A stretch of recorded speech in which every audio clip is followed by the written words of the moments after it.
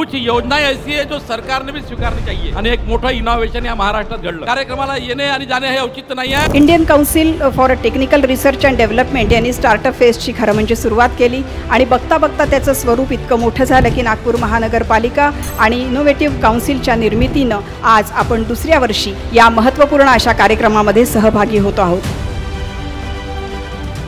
Innovation पर्व 2019 हॅकाथॉन या अत्यंत उत्कृष्ट इनोव्हेटिव्ह आयडिया आणि आपल्या नागपूर शहराचं नाव पॅरिस मध्ये आणि जगामध्ये उचलून धरण्याचं मोठं कार्य ज्या व्यक्तीने केलं, ज्या व्यक्तित्वाने केलं, अशा आपल्या महापौर नंदाताई जिचकार यांचं आपण सर्वांनी जोरात टाळ्या वाजवून स्वागत करू। मला या गोष्टीचा अभिमान आहे। मागच्या वर्षी सुरेश भट सभागृहामध्ये 400 इनोव्हेटिव्ह आयडिया आल्या होत्या। मी त्यावेळी उद्घाटनाच्या भाषणात सांगितलं होतं की त्या 400 ज्या इनोव्हेटिव्ह आयडिया आल्या ज्याप्रमाणे नंदाताईंनी आणि टीमने त्याचे ग्रुप तयार केले आणि त्या सर्व ग्रुपवर वेगवेगळ्या विभागांनी काम करायचं होतं। मला नागपूरच्या सर्व युवकांवर अभिमान आहे। ज्या 400 आयडिया सरकारला दिल्या होत्या, ज्या 400 कल्पना मांडल्या होत्या, त्यातल्या 90% कल्पना ह्या नागपूर शहराला आंतरराष्ट्रीय शहर बनवण्याकरता उपयोगात येणाऱ्या होत्या आणि आजही 1000 ज्या संकल्पना, कल्पना आणि सूचना आल्या ज्या पुढच्या काळामध्ये या वर्षामध्ये केंद्र सरकार, राज्य सरकार मधून येणाऱ्या ज्या नागपूर महानगरपालिकेला, जिल्हा परिषदेला, ग्रामीण भागाला योजना येतील त्यामध्ये या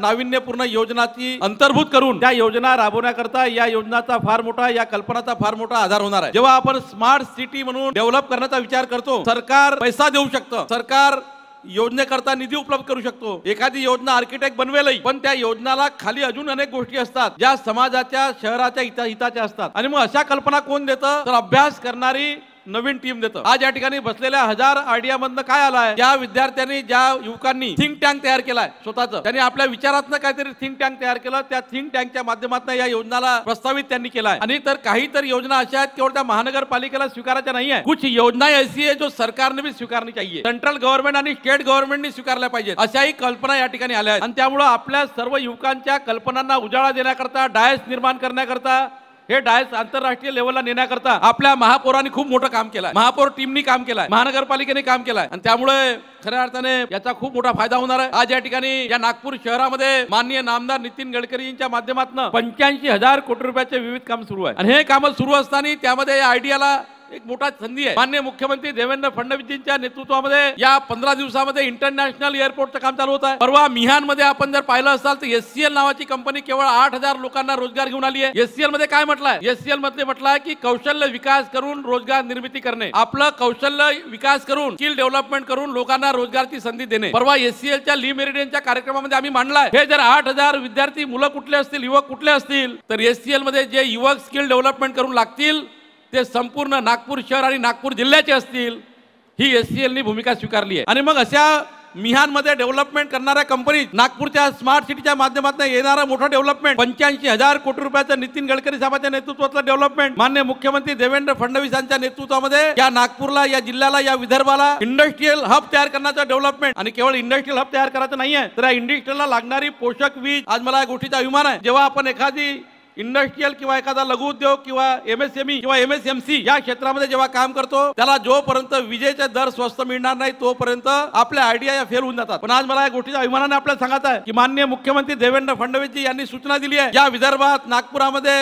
एलटी एसटी वर काम करणारा इंडस्ट्री, कापसावर काम करण्याकरता येणाऱ्या सूतगिरण्या, जिनिंग, प्रेसिंग, कापसावर काम करण्याकरता लागणाऱ्या मोठ्या प्रमाणात पुढच्या टेक्सटाईल पार्कची कल्पना पुढे आली आहे। कोराडी महाजनकोच्या 400 एकर जागेवर टेक्सटाईल पार्कची निर्मिती करण्याचा प्रस्ताव समोर आहे। या टेक्सटाईल पार्क मध्ये सुद्धा मोठ्या आयडिया या 1000 मध्ये आल्या आहेत आणि मग या पुढच्या करता लागणारी वीज किती रुपये रेटने द्यायची तर 8 रुपये आज रेट असलेल्या विजेला जी परवडत नाही, ही वीज 4 रुपये रेट मध्ये देऊन या आयडिया पूर्ण इन्क्लूड करून या भागाच्या डेव्हलपमेंटला मदत करायची असाही निर्णय त्या ठिकाणी झाला। आपल्यासारख्या अनेक लोकांनी आयडिया दिला जेव्हा मी मंत्री झालो तेव्हा, रिन्युएबल पॉवर मध्ये विजेचे रेट कसे कमी आणता येईल ही एक योजना होती, कल्पना होती, संकल्पना आणली।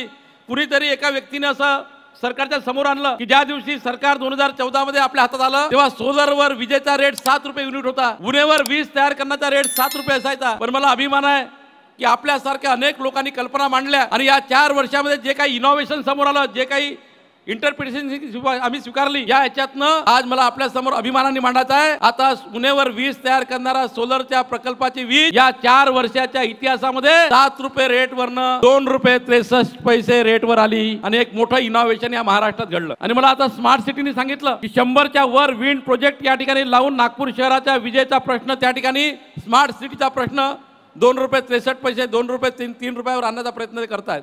या आयडिया कुठल्या आहेत? या आयडिया या इनोव्हेशनच्या प्रवासातून आलेल्या आयडिया आहेत. उद्याच्या काळामध्ये या राज्याच्या 45 विभागामध्ये ज्या ज्या इनोव्हेशन येतील त्या इनोव्हेशन मध्ये जिल्ह्याचा पालकमंत्री म्हणून माझ्याकडे आता 776 कोटी रुपयाच्या योजना आहेत. 2014च्या पालकमंत्र्यांना 220 कोटीचे अधिकार होते. महाराष्ट्राची उपराजधानी नागपूरला आज जिल्ह्याच्या पालकमंत्र्यांच्या माध्यमातून 776 कोटीच्या योजनाचं सरकारने मंजुरी दिली आणि पुढच्या अनेक वर्षापर्यंत 776 कोटी रुपये या जिल्ह्याला मिळणार आहे. मी नंदाताईला विनंती करेल, टीमला विनंती करेल की 45 विभागामध्ये 45 नाविन्यपूर्ण योजनाला गठन करता येतं. आज ज्या विद्यार्थ्यांनी युवकांनी 1000 कल्पना मांडल्या असतील त्या कल्पनांना साकार करण्याकरता नाविन्यपूर्ण योजनाचं मोठं त्या ठिकाणी फंडिंग आपल्याकडे उपलब्ध आहे. मी या ठिकाणी आपल्या टीमला सांगेल ज्यांनी हे इनोव्हेशन पर्वाची रचना केली त्या सर्वांना विनंती करेल, परवा माझ्याकडे आता 18 कोटी रुपयाचं अनुदान आलंय. या 18 कोटी रुपयामध्ये पायलट तत्वावर, प्रायोगिक तत्वावर या 1000 विद्यार्थ्यांनी युवकांनी दिलेल्या आयडियाला त्यामध्ये इन्व्हॉल्व करून या 18 कोटी रुपयाच्या योजना आपण पूर्ण करता येतील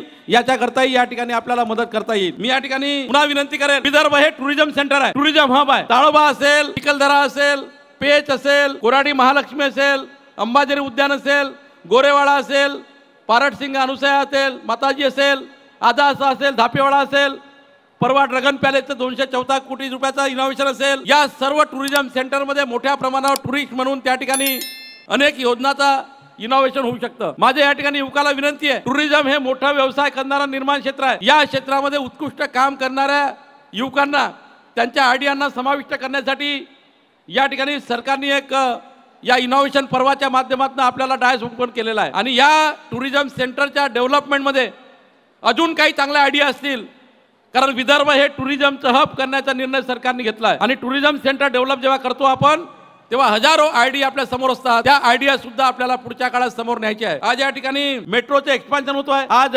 नागपूरची मेट्रो ही कन्हानपर्यंत जाणार आहे, नागपूरची मेट्रो ही बुट्टीपर्यंत पण जाणार आहे, नागपूरची मेट्रो ही कळमेश्वर पण जात आहे. आणि या मेट्रोच्या माध्यमातून सुद्धा पुढच्या काळामध्ये या भागातले जेवढे त्या ठिकाणी शहरी क्षेत्र आहे, जे ग्रोथ सेंटर्स आहे, या ग्रोथ सेंटर मध्ये सुद्धा मोठ्या प्रमाणावर डेव्हलपमेंट आहे. आणि त्यामुळे एकीकडे 70 कोटी युवकाचा भारत देश, ज्या भारत देशाला 21व्या शतकामध्ये माननीय प्रधानमंत्री मोदींच्या नेतृत्वामध्ये जगातला सर्वोत्कृष्ट सर्वशक्तिमान भारत निर्माण करण्याचं स्वप्न आहे. आणि हे स्वप्न आपल्या युवकाच्या भरोश्यावर मोदीजी पूर्ण करण्याकरता नेतृत्वात होत आहे. माननीय मोदीजींनी आज जगासमोर मांडलाय की भारतातल्या 70 कोटी युवकामध्ये जे मानव संसाधन आहे, या मानव संसाधनाचा उपयोग संपूर्ण जगाला होणार आहे. संपूर्ण जग भारताच्या मानव संसाधनाकडे लक्ष ठेवून आहे, आपल्या युवकाकडे लक्ष ठेवून आहे.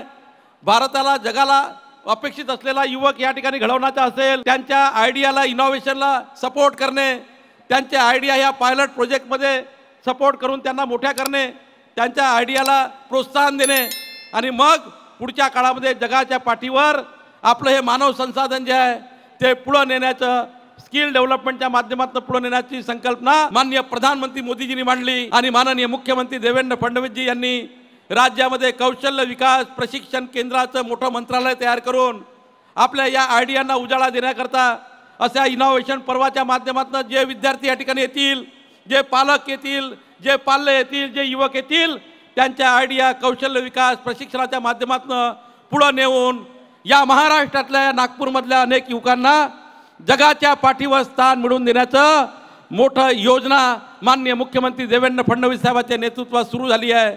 मी माननीय महापौरांनी साजेसं काम सुरू केलेलं आहे. प्रधानमंत्री मोदींच्या नेतृत्वात, माननीय देवेंद्र फडणवीस साहेबांच्या नेतृत्वात, माननीय नितीनजी गडकरी साहेबांच्या नेतृत्वामध्ये जे 2021ची आपण संकल्पना, 2022ची संकल्पना आपण मांडतो आहे, इलेक्ट्रिकल व्हेकलची संकल्पना मांडतो आहे, आपण त्या ठिकाणी अनेक इनोव्हेशन आणण्याचा प्रयत्न करतो आहे. या इनोव्हेशनमध्ये आपल्या सर्वांच्या सहकार्याची गरज आहे. युवकांना माझी विनंती आहे की आज मोठं व्यासपीठ सरकारने उघडलं आहे, महापौरांनी उघडलेलं आहे. आपल्या आयडिया ज्या आपण दिल्या असतील त्या नुसत्या आयडिया देऊन सोडू नका, या आयडियाचा फॉलोअप करा. आपण ज्या 1000 युवकांनी ज्या संकल्पना कल्पना पायलट आमच्यासमोर मांडलेला आहे, या पायलटला पुढे नेण्याकरता फॉलोअप केला गेला पाहिजे. तुम्ही जर फॉलोअप करणार नाही तर आपण पुढे जाणार नाही. आम्ही तर अधिकारी आणि प्रशासनाचे सर्व अधिकारी आणि मी आणि महापौर आणि टीम, व्यासपीठावरची टीम आम्ही सर्व समोर नेऊ. पण तुमच्याकडनंही असं रोज त्या भागात त्या योजनांना फॉलोअप करून, आपल्या संकल्पनाला फॉलोअप करून पुढे नेण्याकरता आपण सर्वांनी पुढाकार घ्यावा. कार्यक्रमाला येणे आणि जाणे हे औचित्य नाही आहे, तर तुम्हा सर्व लोकांना सोबत घेऊन नागपूर हे इंटरनॅशनल शहर करण्याची भूमिका आहे. आपल्या सर्वांच्या माध्यमातून नागपूर हे शहर जगातलं सर्वात चांगलं शहर करू.